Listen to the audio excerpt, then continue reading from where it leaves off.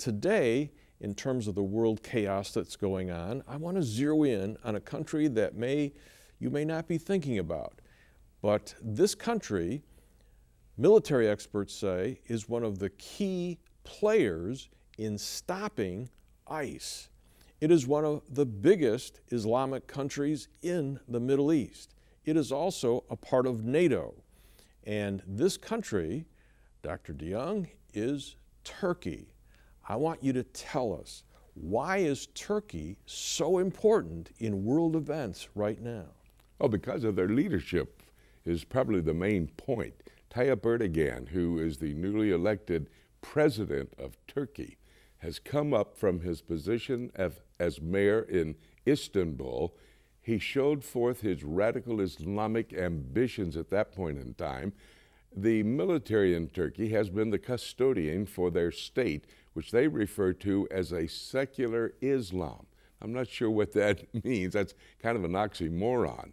But that's what they wanted to have. And they have 98% of their population, which would consider themselves secular Islamic peoples.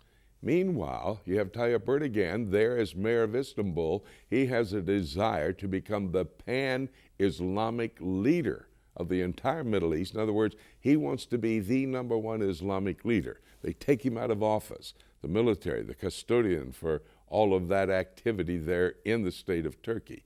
He forms a political party. His party is large enough to bring him to power as prime minister after they change the Constitution.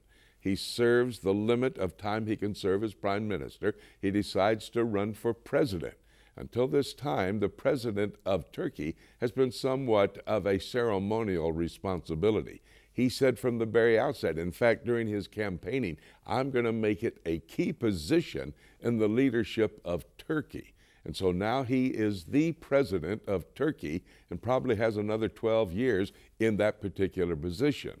Now, you put that all together with the leadership and recognize how he is dealing with these Mideast conflicts that you're talking about.